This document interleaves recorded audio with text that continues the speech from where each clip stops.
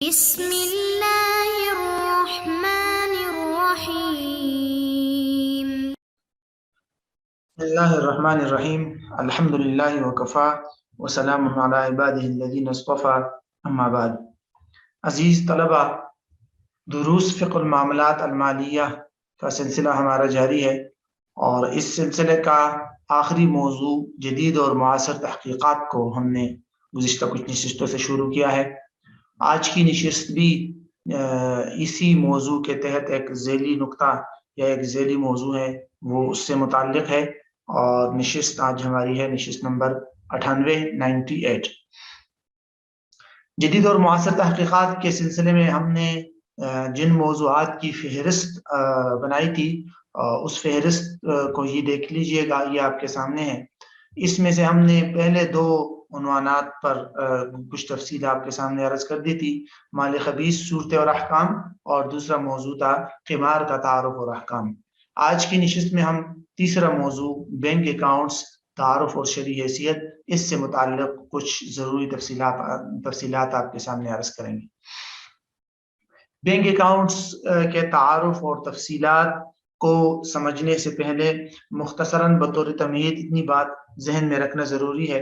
کہ موجودہ دور میں لوگ جو ہے وہ مختلف اغراض اور مقاصد کے لیے بینکوں میں اپنی رقم رکھتے ہیں، اور بینک میں اپنی رقم رکھنے کے لیے باقاعدہ ایک کھاتہ اور اکاؤنٹ بنانا پڑتا ہے. اس اکاؤنٹ یا کھاتے کو اردو میں تو کھاتا کہہ سکتے ہیں، عربی میں اس کو الودائع المصرفیہ کہتے ہیں، اور انگریزی میں اس کو بینک اکاؤنٹس کہتے ہیں، اور اس کی عصر حاضر میں ضرورت بھی ہے. تو اس حوالے سے جتنی تفصیلات ہیں ان کو ضروری حد تک ہم دیکھتے ہیں، تو 3 نکات میں ہم ان کو بیان کر سکتے ہیں. پہلا عنوان یا نقطہ ہوگا اکاؤنٹس کی اقتصادی اہمیت، دوسرا نقطہ ہوگا اکاؤنٹس کی اقسام، اور تیسرا اہم نقطہ ہوگا ان اکاؤنٹس کی فقہی حیثیت اور شرعی حیثیت. تو ہم ترتیب کے ساتھ ان تینوں باتوں کو الگ الگ کر کے دیکھتے ہیں.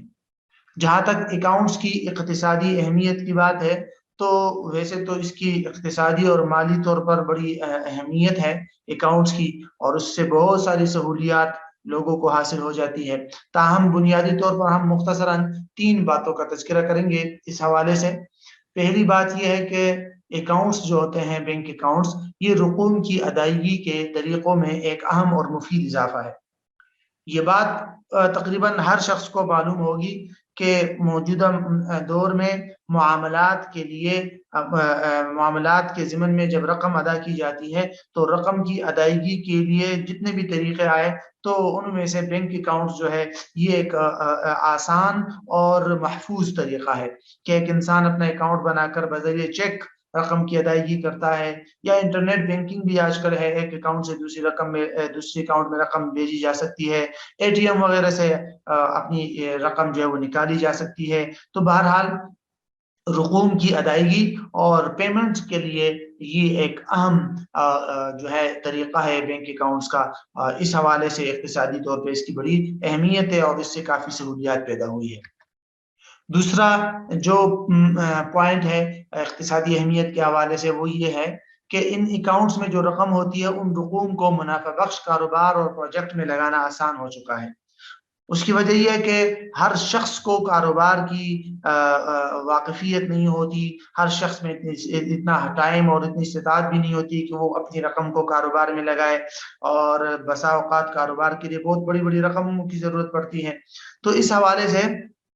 اگر ان طرح چھوٹی چھوٹی رقموں کو اکاؤنٹس میں بینک کے پاس جمع کیا جائے، اور بینک اس کو ایک منافع بخش کاروبار میں لگائے، تو اقتصادی طور پر اس کی بھی بڑی اہمیت ہے. اور اس سے جو ہے ایک تو رقم گردش کرتی رہتی ہے معاشرے میں، کسی جگہ جو ہے وہ جامد پڑی نہیں رہتی، اور دوسرا جو ہے اس سے اکاؤنٹس ہولڈر اور رقم جن لوگوں نے جمع کی ہے ان کا بھی فائدہ ہوتا ہے ایک قسم کا. تو اس لیے یہ جو ہے اس حوالے سے بھی اس کی بڑی اہمیت ہے. تیسری جو بات ہے بڑی اہم ہے کہ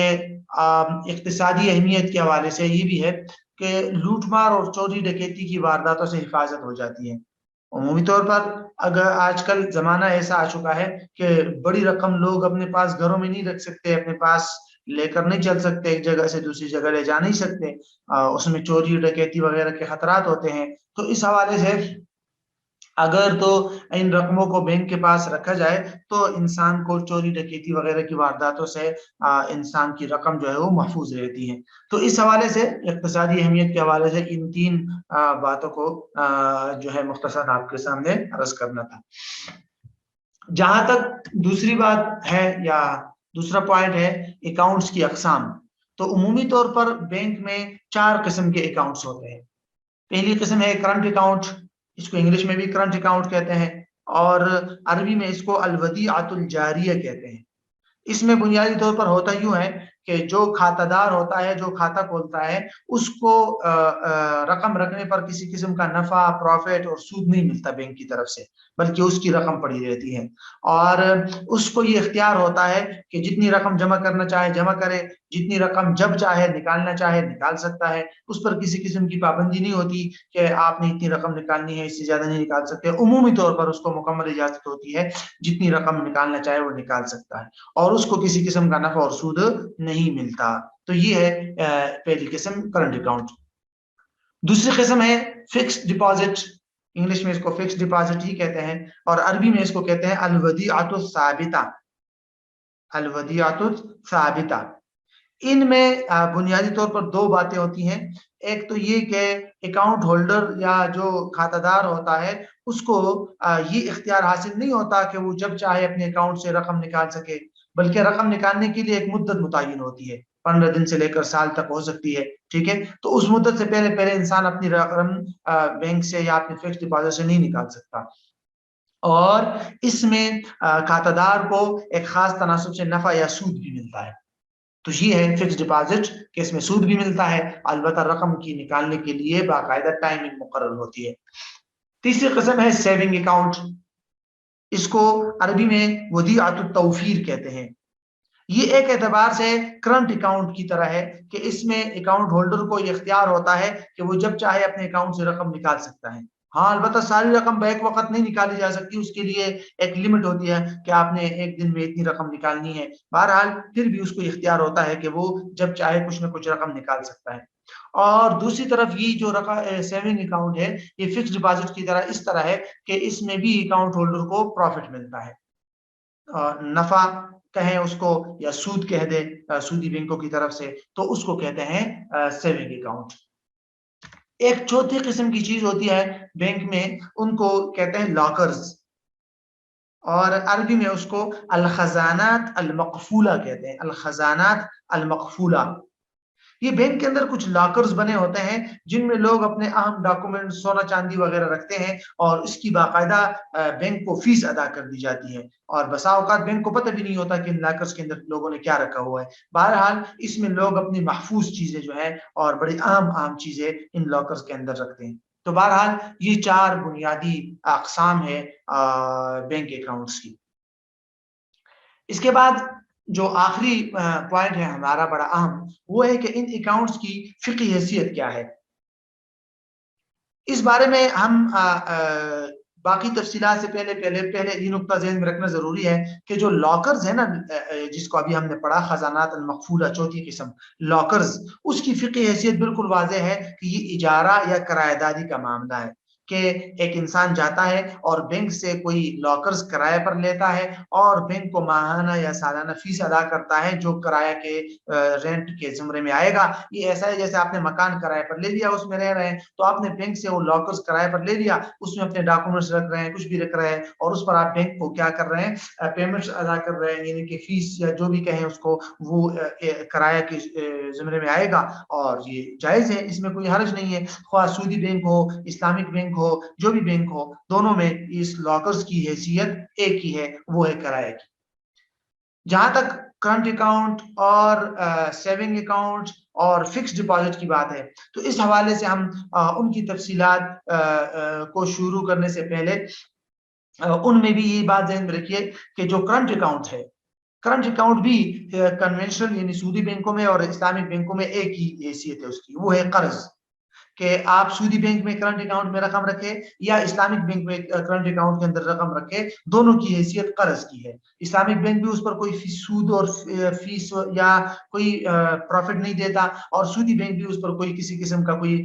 نفع یا سود وغیرہ ادا نہیں کرتا۔ تو بہرحال دونوں کی ہی گویا کہ بینک کے پاس آپ کی قرض ہے یہ کرنٹ اکاؤنٹ، اور اس میں بھی کوئی فرق نہیں ہے، سودی بینک جو ہے وہ اور اسلامی بینک اس میں بھی کوئی فرق نہیں۔ خواہ عربی میں آپ اس کو ودیعت یا ودائع کا نام دے، کوئی بھی نام دے، نام سے کچھ فرق نہیں پڑتا، اصل حیثیت جو ہے وہ اس کی ہے، قرض کی۔ جہاں تک سیونگ اکاؤنٹ اور فکس ڈپازٹ کی بات ہے تو اس میں پھر اسلامک بینک اور کنونشنل بینک جو ہے دونوں کی حیثیت الگ الگ ہو جاتی ہے۔ جہاں تک کنونشنل بینکوں کی حیثیت ہے، یعنی کہ سودی بینکوں کی، تو سودی بینکوں میں سیونگ اکاؤنٹ اور فکس ڈپازٹ، ان دونوں کے اندر بھی جو رقم رکھی جاتی ہے اس کی حیثیت بھی قرض کی ہے۔ وجہ ظاہر ہے کہ سودی بینک کے ساتھ کسی قسم کا کوئی کانٹریکٹ، کوئی معاملہ، شرعی معاملہ تو کیا نہیں جاتا، تو جب شرعی معاملہ نہیں کیا جاتا تو ایسی صورت میں سودی بینک کے پاس آپ فکس ڈپازٹ کے اندر رقم رکھے یا سیونگ اکاؤنٹ کے اندر رکھے، اس کی حیثیت جو ہے وہ قرض کی ہوگی۔ یہی وجہ ہے کہ اس پر کسی بھی قسم کا نفع وصول کرنا حرام ہے، کیونکہ یہ قرض پر نفع ہے۔ آپ اگر سیونگ اکاؤنٹ یا فکس ڈپازٹ میں رقم رکھ کر نفع لے رہے ہیں بینک سے، سودی بینک سے، تو یہ سود کے ضمن میں آئے گا کیونکہ قرض پر نفع ہے۔ لیکن اس کے مقابل میں جہاں تک یعنی اسلامک بینک کی وہ ہے، کنونشنل بینکوں کی فقہی حیثیت تو میں نے آپ کو بتا دیا کہ کرنٹ اکاؤنٹ ہو یا سیونگ اکاؤنٹ ہو یا فکس ڈپازٹ ہو، تینوں کی حیثیت جو ہے فقہی حیثیت ہم نے بتا دی، وہ ہے قرض۔ اور شرعی حکم بھی ہم نے بتا دیا کہ وہ آپ کرنٹ اکاؤنٹ میں تو رقم رکھ سکتے ہیں، علماء نے اس کی گنجائش دی ہے کیونکہ اس پر کوئی نفع نہیں ملتا، لیکن سیونگ اکاؤنٹ اور فکس ڈپازٹ میں رقم رکھ کر اس پر نفع وصول کرنا حرام ہے، یہ اس کا شرعی حکم ہو گیا۔ اب آتے ہیں ہم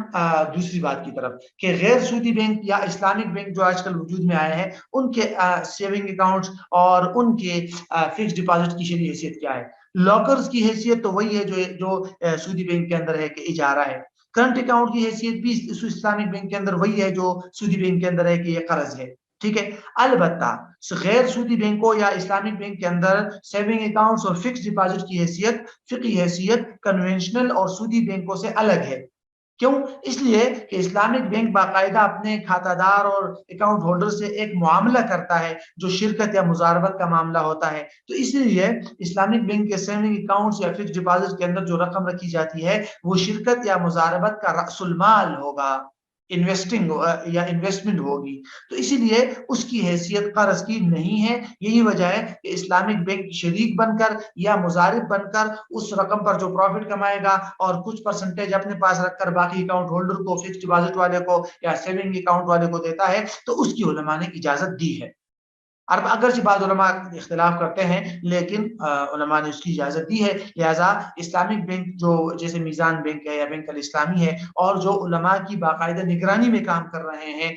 تو ان کے اندر سیونگ اکاؤنٹ یا فکس ڈپازٹ پر جو نفع آئے گا وہ قرض پر نفع نہیں ہوگا، بلکہ وہ پارٹنرشپ یعنی شرکت یا مزاربت کا کوئی کانٹریکٹ ہوگا اور اس پر وہ نفع آئے گا۔ اس قسم کے